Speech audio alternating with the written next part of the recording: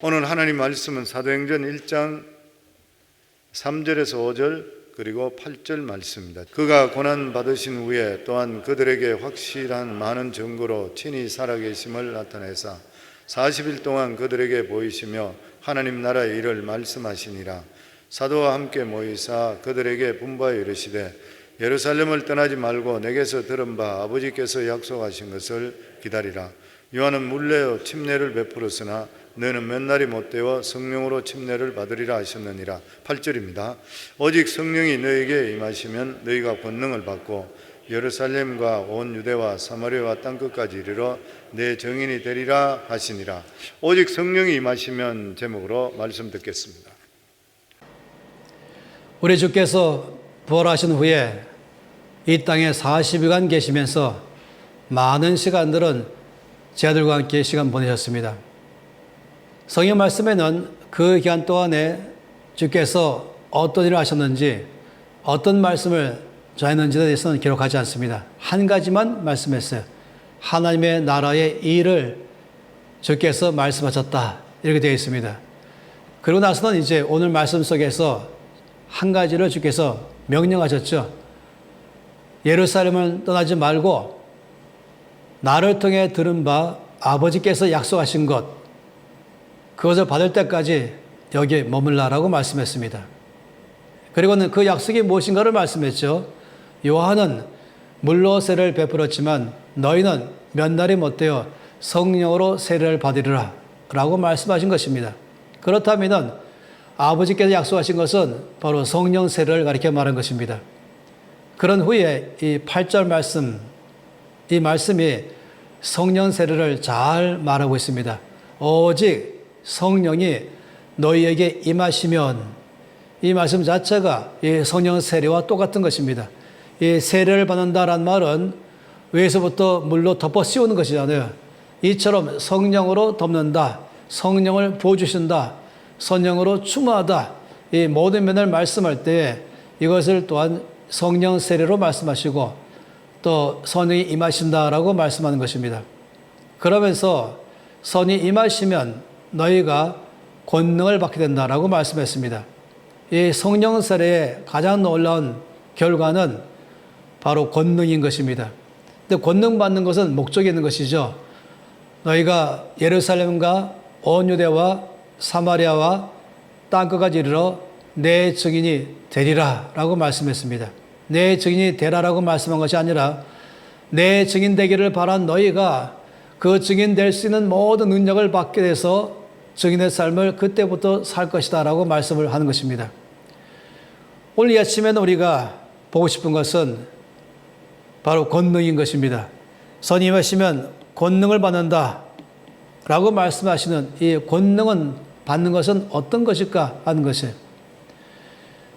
우리가 많이 아는 것처럼 이 말씀의 헬라어 원문은 바로 두나미스이죠. 이 두나미스에 의해서 나온 영어가 두 단어입니다. 하나는 다이나믹스, 또 하나는 다이너마이트입니다. 이 두나미스는 둘 다를 말합니다. 다이나믹과 다이너마이트. 이 다이나믹, 그것은 뭔가는 삶 자체의 상태를 말한 것이에요. 이 다이나믹하다, 이 말은 무엇입니까? 그건 역동적이다. 사람이 활기가 있다. 힘이 있다. 이런 모든 것을 보통 우리가 다이나믹하다 이렇게 많이 말하지 않겠습니까? 사람이 풀이 죽어 있고 활기가 없고 늘 자기 문제 때문에 시달려 살고 있고 그런 삶을 말한 것이 아니라 아주 넘치는 힘이 있어가지고 여유 만만하게 살아가는 삶을 우리가 다이나믹하다라고 말한 것입니다. 저는 이 다이나믹한 삶에 대해서 그림을 그려보기를 원하는 것이에요. 이 그림에 대해서 아마 이것이 무엇인가에 대해서 이해하는 것이 여러분은 쉽지 않을 것입니다. 이 그림은 뭘 말하자면 바람 빠진 축구공을 말하는 것입니다. 그렇게 보이죠? 이 축구공인데 바람이 빠진 거예요. 그럼 바람 빠지면 손 누르면 쑥 들어가잖아요. 그 안에 바람이 없기 때문에 쑥쑥 들어가는 것입니다. 그리고 이 공을 갖다가 발로 차면은 그냥 바로 앞에 툭 떨어지죠. 이게 바로 이 바람 빠진 축복인 것입니다. 자, 이 말씀드린 이유는 뭐냐면은 어떤 사람의 상태는 바람 빠진 이 축구원과 같은 상태다라고 말할 수 있어요. 다시 말하면은 여기에 압력이 오지 않습니까? 손으로 누를 때에 이 공이 쓱쓱 들어가는 것처럼 이 압력을 받죠. 우리 이 압력을 말할 때에 프레셔라고 말하지 않습니까? 또 이 프레셔를 받는 공의 입장에는 뭐라고 말합니까? 아, 스트레스를 받는다. 이렇게 말한 것이 스트레스. 이 프레셔에 의한 결과 스트레스를 받는다. 그래서 이 결과 어떤 건지 아세요? 결과는 이 안에서 불안, 또 염려, 두려움, 또는 이 안에서 갖고 있는 분노, 또 낙담, 심하면은 포기하고자 하는 삶, 아니 원망하는 것, 이 모든 것들은 바로 이 바람 빠져서 공이 쑥 들어간 그 상태를 그대로 말한 것입니다. 우리가 손으로 누른다, 이 프레셔를 말할 때 세 존재가 우리를 프레셔를 누릅니다. 첫째는 가장 많이 사람이 나를 누르는 것이죠. 우리 모든 살아가면서 참으로 안타깝게도 사람 때문에 스트레스를 받는 것입니다. 그리고 두 번째는 환경입니다. 사람만큼이나 지속적으로 나를 힘들게 하는 게 환경이죠. 해결되지 않은 채로 남아있는 그 상태, 그런 것을 환경 이렇게 말한 것입니다. 그리고는 아주 가끔씩 일어나는 것이 있는데 이것이 바로 사건입니다. 이 세 가지가 나를 갖다가 누르는 것이에요. 그러면은 바람이 빠진 것 같은 이런 상태의 사람은 이것에 의해서 나오는 결과가 스트레스를 받는 것이죠. 이런 불안, 염려, 두려움, 분노, 또 원망하는 것, 낙심하는 것, 심지어는 아주 포기까지 하는 것, 이런 모든 것들은 이 바람 빠진 상태를 말하는 것입니다. 그런데 여러분에게 또 다른 것을 이제 그림을 그려주고 싶어요. 이 그림은 이런 것입니다. 이게 뭐겠습니까? 당연히 바람이 꽉 찬 축구공인 것입니다. 이 공에 바람을 꽉 넣었을 때에 손으로 아무리 눌러도 안 들어가는 것이에요. 그래서 전혀 이 공이 영향받지 않는 것이죠. 그리고 우리가 공을 발로 차면은 멀리까지 날아가기 시작하는 것이 바로 이 바람이 꽉 찬 축구공의 상태인 것입니다. 우리 가운데서 이 다이나믹한 삶을 산다라고 말할 때는 바로 이와 같이 바람이 꽉 차 있는 이 공 같은 상태를 가리켜 말한 것입니다. 다시 말하면 내면에 힘이 있는 것이죠. 내 안에 성령의 능력이 내적인 힘이 있어가지고 나를 다이나믹하게 만들어줘서 다이나믹 파워를 줘서 외부에 있는 이 프레셔 여기에서 영향을 받지 않는 것입니다. 하나님께서 우리 가운데 성령께서 우리에게 임하셔서 성령 세례 주심으로 말미암아 우리의 삶의 첫 번째 일어난 상태는 바로 이 다이나믹한 삶을 우리에게 살아내게 하는 것입니다. 성경은 이것을 말하기 때에 성령의 열매다라고도 많이 말하고 있습니다. 우리가 성령 열매를 보면은 갈라디아서 5장 22절, 23절 말씀에는 성령의 열매 9가지를 말하지 않습니까? 오직 성령의 열매는 사랑과 희락과 화평과 자비와 오래 참음과 양성과 온유와 절제를 말하고 있죠. 전 여기서 두 번째, 세 번째를 잠깐 말하고 싶어요. 성령의 열매는 사랑과 희락과 화평. 이 희락이라고 말할 때는 우리가 joy라고 말하고 있습니다. 또 화평 말할 때는 peace라고 말하고 있죠. 그러니까 love, joy, peace. 성령의 열매는 사랑과 희락과 화평. 자, 세 번째를 먼저 말해볼게요. peace. 요한복음 14장 27절 말씀입니다. 주께서 마지막으로 제 아들에게 선물을 줬습니다. 내가 너희 가운데 내가 아버지께로 가기 전에 선물을 주겠다. 이것을 너희 가운데 주겠다. 그것은 바로 my peace, 나의 평강을 너에게 주겠다. 영어로 보면 쉽죠. I give to you my peace. 이렇게 말씀했습니다. 내가 나의 평강을 너희에게 주겠다 하시면서 내가 주는 평강은 세상이 주는 것과는 다르다 이렇게 말씀했습니다. 그러니까 세상의 평강이 있고 예수님의 평강이 있는 것입니다. 이 세상의 평강은 뭔지 아십니까? 이 세상의 평강은 주변이 평화로울 때 평화로운 걸 말한 것입니다. 주변이 불안하면 평강이 깨집니다. 주변이 아주 요란스러우면 내 안에 혼란만 더해진 것입니다. 그러니까 이런 사람들의 갖고 있는 말이 있어요. 저 사람 때문에 내가 힘들다.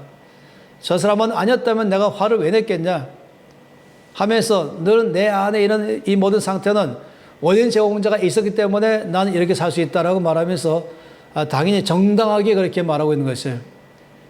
그런데 다 그런 사람은 아니거든요. 예수님의 평강이 있는 사람은 달라요.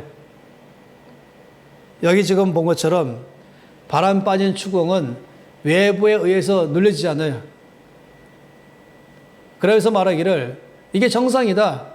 누르니까 눌려지고 누르니까 불안하지 이렇게 말하잖아요. 그런데 그것만 아닌 걸 알아야 돼요. 바람이 꽉 차 있는 추궁은 똑같이 외부에서 눌렀지만 똑같이 나에게 스트레스를 줬지만 전혀 영향받지 않는 거예요. 그 안에는 여전히 아주 팽팽한 힘이 있는 것이죠. 그래서 바람 빠졌다는 것은 영향을 받는다라고 말하고 바람이 꽉 찼다는 것은 조금도 외부로부터 영향을 받지 않는다 이럴 때 쓰는 것입니다. 따라서 평강이란 말은 그럴 때 쓰는 것입니다. 내가 주는 평강은 세상이 주는 것과는 다르다 말씀하고 그럴 때 말하는 거죠. 세상의 평강은 이 바람 빠진 쪽 같은 사람에게 말하는 것이에요. 그러니까 평화로울 때는 평화롭지만은 불안할 때는 불안해하는 것. 그런데 주께서 내가 주는 평강은 그렇지 않다. 내가 주는 평강은 평화로울 때만 평화로운 것이 아니라 주변이 나를 압박해도 평화로운 것이다. 이렇게 말한 것입니다. 아주 오랜 옛날 얘기인데요. 영국에서 어느 그림 그리기에 대해서 1등한 작품에 대한 이야기가 화제였습니다. 그 그림 그리기 대회는 다 온 다음에 뭐 자기가 원하는 대로 그림을 그릴 수 있어요. 그렇지만 주제가 정해졌죠. 피스라는 주제를 줬습니다. 이 평강이라는 이 주제를 가지고 이제 다들 그림을 그리도록 했죠. 여러분이 오늘 이 시간에 이제 그림을 그리는데 주제가 피스라면은 어떻게 그리겠습니까? 당연히 제일 많이 나오는 작품이 뭐겠습니까? 평강. 그러면은 푸른 초장이 쫙 깔려 있고 그 위에 많은 양떼들이 쫙 흩어져서 아주 평화롭게 풀을 뜯어먹으면서 노는 것이에요. 그리고 저 한쪽에는 이제 목동이 바위 위에 걸터 앉아갖고 뿔피를 불고 있는 장면. 그리고 저 끝에는 이제 산들이 멀리 산등성이 있기 시작하고 이제 해가 점점 서쪽으로 가기 시작하고 있으면서 그 산등성 밑에 있는 집들은 꿀뚝에서 연기가 모락모락 나고 있는 장면. 바로 이것이 평강이라고 말하지 않겠습니까? 또 어떤 사람은 이제 집 바깥에서 그 집 거실 안에 있는 가족들의 장면을 보는 그런 그림을 그릴 수 있어요. 다시 말하면 그 집 안에서 있는 가족들이 원탁 테이블에 삥 둘러 앉아가지고 뭔가 디저트를 먹으면서 아주 재미있게 웃고 있는 장면의 그런 가족의 모습을 밖에서 그려놓으면서 이게 바로 평화입니다. 이것이 바로 평강입니다. 라고 말할 수도 있겠죠. 근데 여러분, 그날 그 그림 그리에 대해서 1등한 작품은 어떤 건지 아십니까? 놀랍게도 1등 작품은 딱 보니까 그림 전체가 폭포가 떨어진 것이에요.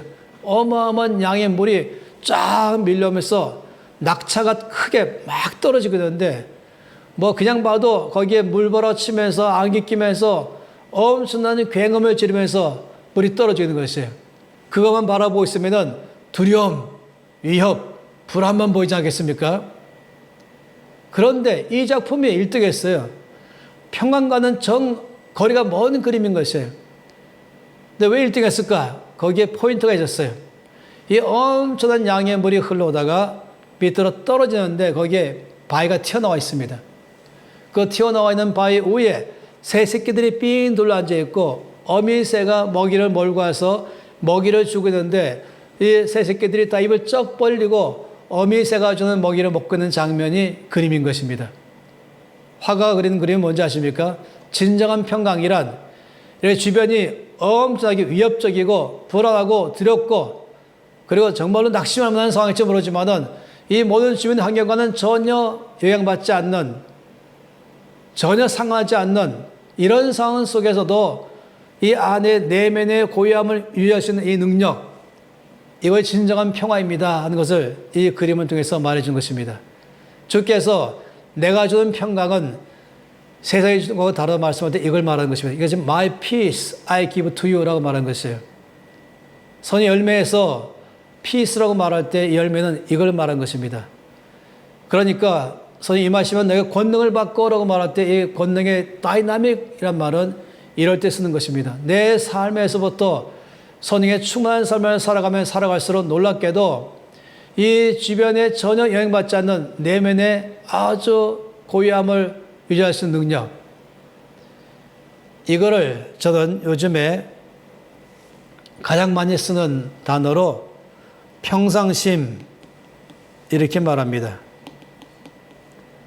쉽게 혈기내지 않는 것, 다른 사람의 말에 똑같이 반응하지 않는 것, 화를 내야만 되는 상황이지만은 침착함을 유지하는 것, 불안하고 두렵게 할 만한 상황 속에서 내 안에서 막 불안하면서 서두르며 성급해질 수 있는 그런 상황이지만은 외부적인 모든 상황에 조금도 영향을 받지 않는 이런 삶을 살아가는 것, 이것을 갖다 우리가 말하기를 평상심 이렇게 말하는 것이죠.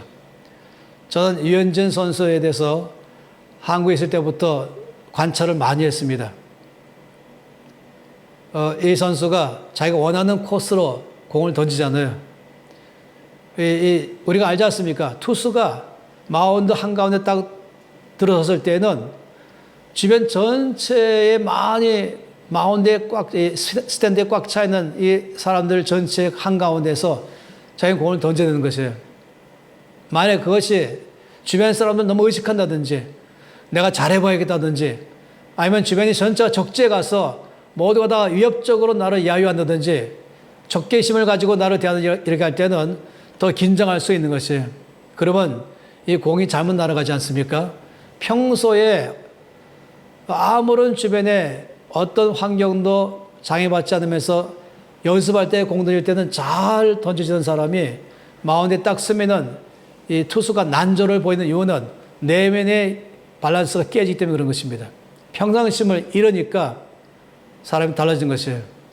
우리가 이 땅에 살아가면서 좀 믿는 사람을 살아가면서 우리가 이 평상심을 유지하는 것이 쉽지 않습니다. 어떤 사람들이 어떻게 대하든 어떤 상황 속에 있든 그런 가운데서도 여전히 내 안에서 침착함을 유지하는 것, 내 안에서 아주 평상심을 유지하면서 할 때 그때는 지혜가 일어나고 그때는 분별력이 생기고 이해력도 생기기 시작하고 그러면서 정말로 잘 대처하기 시작하는 것, 올바르게 행동할 수 있는 것이 있지 않겠습니까? 우리가 살다 보면은 후회를 많이 하죠. 그때 내가 왜 화를 냈을까? 왜 내가 서둘렀을까? 자기가 원하는 대로 말하지 못했을 때, 자기가 원하는 대로 반응하지 못했을 때 우리가 많은 경우에 후회할 때가 있는 것입니다. 왜냐하면 영향을 받는 것이에요. 놀랍죠? 선이 임하시면 권능을 받고 라고 말할 때 이 권능의 다이나믹 파워는 이게 내면에 주시는 힘을 가리켜 말한 것입니다. 그래서 성경에는 여러 차례 바로 이와 같이 이 그림 그리기에 대해 1등상 받은 것 같은 그런 우리의 내면 상태, 이거는 나의 힘으로 나오는 것이 아닙니다. 이거 선생님께서 나에게 임하셔서 권능 주실 때에 내 안에서 이런 결과가 나오기 시작하는 것이죠. 할렐루야. 참으로 놀라운 것입니다. 이와 똑같이 이 기쁨도 희락도 마찬가지입니다. 선 열매에 갖고 있는 두 번째가 바로 희락, 이 joy라고 말했지 않습니까? 이 어떤 기쁨인가 하는 것을 말한 것입니다. 이 말씀에 대해서 잘 설명한 것은 하박국 3장 말씀 아니겠습니까? 3장 17절 말씀부터 19절 말씀은 우리가 너무나 잘 알고 있는 말씀인 것입니다. 그 말씀 가운데 본다면 무화과 나무 잎이 마르고 또 포도 열매가 없고 또 외양간에는 소나 양이 없고 뭐 있어야 될 게 다 없는 거예요. 뭐 이쯤 되면은 사람이 상당히 마음에서 슬퍼하고 마음에서 걱정과 낙담하기 쉽게 하겠어요. 그럼에도 여기서 말하기를 그럼에도 불구하고 나는 여호와로 말미암아 기뻐하겠습니다. 난 여호와로 말미암아 즐거워하겠습니다. 이렇게 말한 것이에요. 아무것도 없는데 기뻐할 수 없는데 그럼에도 불구하고 그런 상황 가운데도 기쁨이 충분하다. 성경에서 말하는 성 열매에서의 기쁨은 이럴 때 말한 것입니다. 우리가 아까 평강처럼 말입니다. 주변이 평화로울 때 평화로운 것, 이것만 말한 것이 아니라 주변에 모든 것이 다 있어야 기뻐하는 것이 아니라 기쁨을 줄 만한 모든 주변이 없다 할지라도 여전히 내 안에는 기쁨이 충분합니다. 왜냐하면 바로 주님이 계시기 때문에 말하시는 이런 기쁨, 이런 기쁨을 말한 것이에요. 그래서 하박국 3장에는 말하기를 주께서 나의 발을 사슴의 발처럼 되게 하셨습니다. 라고 말하셨습니다. 여러분, 이 사슴은 가장 높은 데에 사는 짐승입니다. 또 가장 높은 데에 빠르게 올라가는 짐승입니다. 놀랍게도 사슴의 발은 앞발이 짧고 뒷발이 깁니다. 처음부터 디자인되어 있기를 높은 데로 올라가기에 딱 알맞는 그런 발이 되어 있는 것입니다. 앞발이 만약에 길고 뒷발이 짧으면 내려갈 때는 좋겠죠. 근데 높이 올라갈 때는 힘든 것이에요. 이 사슴의 발처럼 되겠습니다. 이것은 높은 데로 빠른 속도로 올라갈 수 있는 그런 발. 나의 삶의 높은 차원으로 살아가는 삶. 저 아래는 늘 기쁨과 슬픔, 불안과 평강, 모든 것이 환경 때문에 상황 때문에 왔다 갔다 하는 삶을 살고 있지만은 이런 모든 것을 넘어서서 마치 높은 곳에 구름이 깔려 있는 것처럼 나의 영적인 높이가 있는 삶으로 살아가게 하는 것. 모든 상황에 조금 더 여유받지 않고 언제나 내 안에서 기쁨이 충만한 삶을 살아가시는 것. 바로 그런 삶을 살 수 있도록 내 발을 그런 발로 만들었다. 그래서 말하기를 나의 발을 사슴의 발처럼 되게 하사 나로 나의 높은 곳으로 다니게 하십니다. 라고 말한 것입니다. 우리 모든 삶에서 주께 주신 이 기쁨 때문에 높은 차원의 삶을 살아간다라고 말한 것이에요. 마치 어떤 것 같은 삶이겠습니까? 마치 이런 삶인 것이에요. 이런 그림을 한번 또 제가 그려보겠습니다. 이런 그림 뭐겠습니까? 이 그림은 이 땅입니다. 이 땅 위에 이제 여기에 사람이 살죠.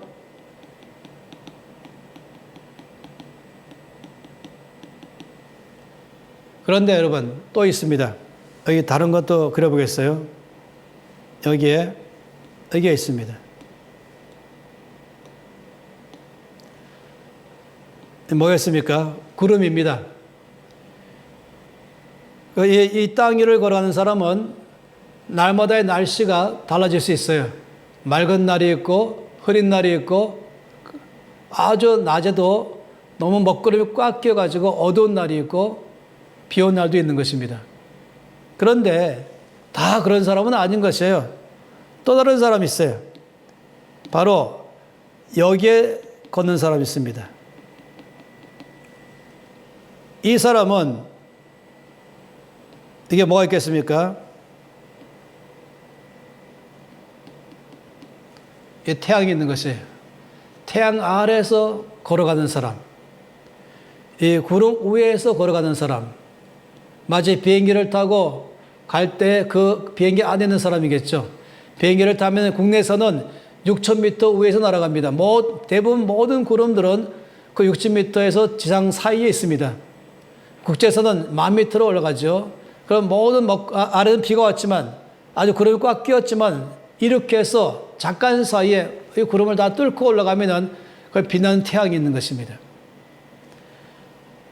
가끔 우리나라에도 여름에 이 구름이 너무 많이 껴가지고 낮에도 불을 켜야 될 때가 있지 않습니까? 2살 된 여자아이가 너무 이 구름이 꽉 껴가지고 거의 밤처럼 깜깜해졌을 때 이 아이가 와서 큰일 났어요. 해님이 사라졌어요. 라고 말할 때가 있죠. 그럼 이런 그림에서 설명할 것이 아니라 바로 공항 가서 국내선을 딱 가장 가까운 데로 뭐 여러분 가까운 데는 조금 먼다면 토론토까지 날아갈 때 창가에 이 아이를 앉게 한 다음에 잠깐 사이에 이제 테이크 오프 한 다음에 올라가면서 잠깐 사이에 모든 구름 뚫고 올라가면 빛난 태양 아래 있잖아요. 그럴 때에는 이제 그림 그리면서 해님이 사라진 것이 아니라 해님은 항상 여기에 있다라고 알려주지 않겠습니까? 여기 본 것처럼 이 구름 위를 걸어가는 사람, 이런 사람이 바로 나를 나의 높은 곳으로 다니게 하십니다라고 말한 것입니다. 이 성령께서 임하심으로 주심받은 이 다이나믹 파워는 이런 높은 차원의 삶을 우리로 하여금 살게 만들어 주는 것이에요. 항상 기뻐라 라고 말씀하신 것. 그게 가능할까요? 가능한 것이죠. 범사에 감사하라. 가능할까요? 감사한 것입니다. 이 다이나믹 파워는 우리로 하여금 이 땅에서 영향을 받지 않는 삶을 살게 하고 영향을 주는 삶을 살게 만드는 그런 삶을 가리켜 말하는 것이에요. 우리로 하여금 증인의 삶을 살게 하는 것이죠. 예수 믿음의 삶에도 불구하고 똑같이 화내고 똑같이 불안해하고 똑같이 염려하고 똑같이 낙심하면서 얼굴에 슬픔이 꽉 차 있으면서 우울한 가운데 살아가면서 그러면서 옆에 사람에게 나 예수 믿어요 라고 말하거나 예수 믿으세요 라고 말한다면 정말로 사람들이 거기다 누가 감동하겠습니까? 당신같이 산다면 나는 안 믿어도 되겠어요 이렇게 생각하겠죠. 증인의 삶은 단지 예수 믿으세요로 말한 것만이 아니라 삶을 통해서 증인의 삶을 사는 것이 첫 번째 아니겠습니까? 특히 가까이 있는 사람들일수록 내 말보다 내 삶을 통해서 예수를 만나면 되겠죠. 그런데 이렇게 소위 임하심으로 말미암아 권능받아서 다이나믹한 삶을 산다면 여러분 옆에 사람들은 여러분 보면서 의문점을 가질 것이에요. 왜 나하고는 다르게 반응할까? 왜 나하고는 다르게 살아가지? 나 같으면 화가 나 있을 텐데, 나 같으면 불안할 텐데, 나 같으면 낙심돼 있을 텐데, 나 같으면 우울할 텐데, 왜 늘 얼굴이 평안하지? 왜 늘 기쁨이 있지? 왜 그 눈에는 소망이 빛이 보이지? 왜 나하고는 다를까? 그러면서 예수 믿는다는 것이 뭔지를 거기서부터 해답을 얻게 될 것입니다. 참으로 놀랍게도 주께서 우리가 이 땅에서 증인의 삶을 살기를 원하는 사람들, 이 놀라운 예수를 믿는 자의 삶을 살아가면서 예수님을 증거하기를 바라는 사람들, 내 삶을 통해 내 주변의 사람들이 나를 통해서 예수를 알기를 바라는 사람들, 이런 사람들이 필요한 게 뭐겠습니까? 바로 성령 세례인 것입니다. 이런 사람이 필요한 게 뭐겠습니까? 바로 성령의 권능인 것입니다. 그래서 주께서 말씀하기를 예루살렘에 있으면서 나를 통해 들은 바 된 아버지께서 약속하신 것, 성령 세례를 받을 때까지 기다려야 말씀한 것입니다. 성령 임하시면 너희 권능 받고 예루살렘과 온 유대 사마리아 땅끝까지 이르러 내 증인 되겠다. 이 말은 무엇이겠습니까? 네가 머무는 거 카페냐? 네가 머무는 거 레스토랑이냐? 네가 머무는 거 회사냐? 네가 머무는 거 어디냐? 바로 거기서부터 있는 그 자리에서부터 넌 나의 증인이 되리라 라고 말씀했습니다. 나를 통해 사람들이 예수님을 발견하는 것이죠. 왜냐하면 다르게 살기 때문에 그런 것입니다. 이 peace, 이 평상심, 영향받지 않는 삶을 사는 것, 이 joy, 이 넘치는 기쁨의 삶을 살아가는 것, 참으로 감사하게도 성령에 충만할수록 이것은 더 많이 내 삶에서 드러나면서 주변의 모든 사람들이 나를 통하여 예수님을 점점 더 알아가기 시작하는 것입니다. 참으로 감사한 삶인 것이죠. 우리 모든 사람에게 절대로 필요한 것은 바로 이런 삶인 것입니다. 그래서 말씀하시기를 오직 성령이 너에게 임하시면 이렇게 말씀을 하신 것이에요. 이 길밖에 없다고 말한 것이죠. 우리 모든 예수 믿는 사람들, 특히 이 놀라운 주님을 내 삶에서부터 시작해서 내 주변 사람들에게 영향을 주기를 바라는 사람마다는, 증인의 삶을 살기에 바라는 사람마다는 절대적으로 성령께서 내 안에 역사하시도록 주 앞에 나갈 것입니다. 그래서 오직 성령이 너에게 임하시면 이것입니다. 저와 여러분에게 이것은 선택의 삶이 아닙니다. 이것은 필수인 것입니다. 그래서 우리가 살아가면서 모든 주변 사람들이 바로 우리를 통해서 예수 그리스도를 만나기를 바란 것입니다. 난 당신을 보니까 예수님이 누군지 알 수 있겠습니다. 이런 삶이 참으로 필요한 것이죠. 초대교회는 주변의 모든 사람들이 예수 믿는 사람 보면서 칭찬했다고 말했습니다. 바로 우리 삶이 이때에 가장 필요한 것은 이 성령의 충만한 삶을 살아가는 것입니다. 이 성황교회에 계신 여러분 모든 성도를 통해서 이 성령으로 충만함으로 여러분의 삶을 통해서 주께서 영광 받으시고 여러분이 가득 머무는 그곳에 거기에 바로 하나님 나라가 임하게 하시고 여러분이 머무는 그곳에 주의 뜻이 여러분 통해서 이루어지게 하는 것, 증인의 삶을 살아가는 것, 이것이 바로 사도행 1장 3절에 말씀하신 하나님의 나라의 일을 말한 것입니다. 이래서 우리는 성령이 간절히 필요합니다. 성령의 세례가 필요하고 성령의 임하심이 필요하고 성령이 나에게 물붓듯이 부어주셔서 온 전체가 성령으로 항복된 삶, 성령으로 완전히 다 적셔진 삶, 이 삶을 사는 게 참으로 필요한 것입니다. 우리들의 집에는 온도계가 있죠. 온도계는 그 집의 온도가 몇 도인가를 가리키는 것입니다. 눈금이 올라가면 온도가 올라가는 것이 아니라 주변의 온도가 올라가면 온도가 올라갑니다. 주변의 온도가 내려가면 온도가 내려갑니다. 어떤 크리스찬들은 온도계처럼 살기도 합니다.